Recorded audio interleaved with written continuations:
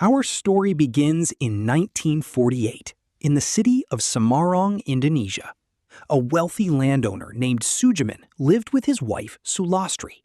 They had a beautiful home, successful farms, and enough money to live comfortably. To everyone around them, they appeared to have the perfect life. But behind closed doors, they carried a painful secret. After many years of marriage, they still had no children. In their community, having an heir was considered a duty, and Sujiman became increasingly frustrated. Instead of supporting his wife, he blamed her for their childlessness. As the years passed, his patience disappeared. One day, he told Sulastri that if she could not give him a child, he would marry another woman.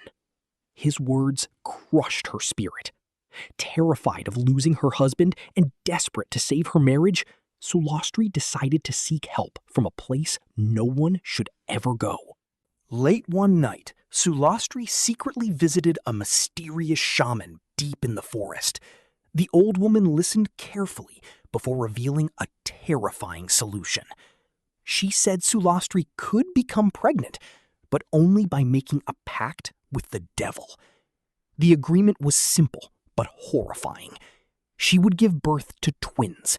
One child would be kind and gentle, while the other would belong to darkness. The parents had one responsibility.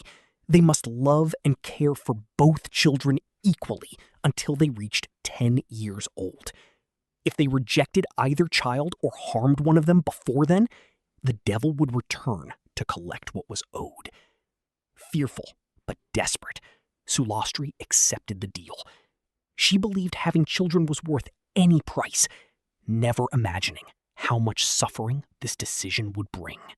Months later, Sulastri finally became pregnant. The entire village celebrated what they believed was a miracle. When the day of delivery arrived, she gave birth to twin girls. The first baby survived, but had severe physical and developmental disabilities. She was named Sumala. Then, the second baby was born. The room fell silent. Her appearance terrified everyone. She was badly deformed, and those present believed she was not an ordinary child. She was named Sumala. Instead of remembering the promise he had made, Suijaman allowed fear and shame to control him. Without mercy, he murdered his newborn daughter. The moment Sumala died, the devil's agreement was broken, and a terrible curse was unleashed. Sumala grew into a gentle and innocent child. Although she struggled with her disabilities, she had a kind heart and never wished harm on anyone. Sadly, her father treated her with cruelty. He beat her, insulted her, and often locked her away from visitors. Sometimes he even chained her inside the house because he believed she brought shame to the family. Her mother loved her dearly, but was too afraid to stand against her husband. Outside the house, things were no better. The villagers mocked Sumala because she looked different. Children threw stones at her, while adults whispered that she was cursed. Despite all the pain she endured, Sumala never stopped showing kindness to others. Years passed, but the broken pact was never forgotten. Far beyond the world of the living, the spirit of Sumala watched everything. She saw her father abuse Sumala. She saw the villagers laugh while her sister suffered. She watched innocent tears fall every single day. With every act of cruelty, Sumala's anger grew stronger. She waited patiently, knowing that one day she would return. And when that day finally came, no one would be able to stop her. One stormy night, strange things started happening across the village. People heard whispers outside their windows. Shadows moved through the trees. Animals became restless. Then, someone disappeared. The next morning, villagers discovered a horribly mutilated body. Soon, another person died. Then, another. Panic spread throughout the village. The elders immediately remembered the old stories and realized the broken pact had returned to haunt them. They whispered one terrifying name: Sumala. As more people died, the village became trapped in fear. Families locked their doors before sunset.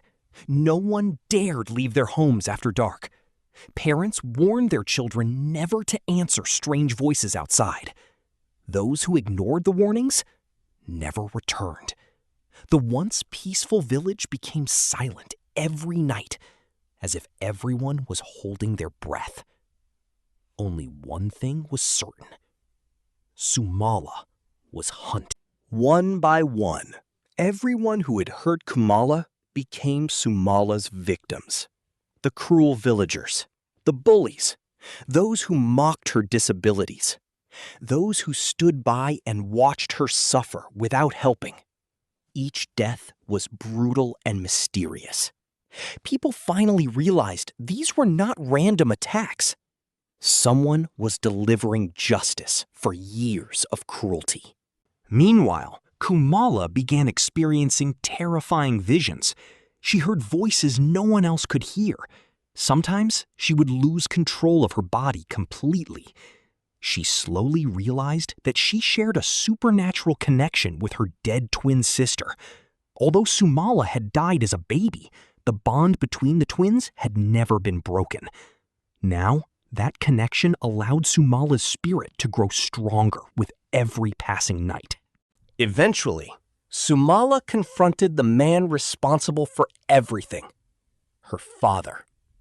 Suijiman was forced to remember every terrible thing he had done.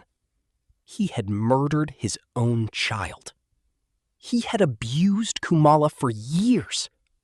He had broken the devil's agreement. Now, there was nowhere left to hide. No amount of wealth or power could save him from the consequences of his actions. Using Kumala as her vessel, Sumala completed her revenge. The curse finally reached its conclusion. The family was destroyed by the very evil that Sujiman had created through his greed and cruelty. He lost everything he had once valued: his wealth, his reputation, his family. All because of one unforgivable decision made years earlier. Although Sumala's revenge was complete, peace never truly returned to the village. People continued telling the story to future generations. Even today, parents warn their children never to wander outside after dark. Some believe Sumala's spirit still walks through the forests, searching for those who hurt the innocent. Others believe she remains trapped between the worlds of the living and the dead, because the devil's bargain was never truly fulfilled. Whether the legend is true or not, one lesson remains clear: cruelty, greed, and broken promises often leave wounds that never truly heal. And sometimes, the past always finds a way to return.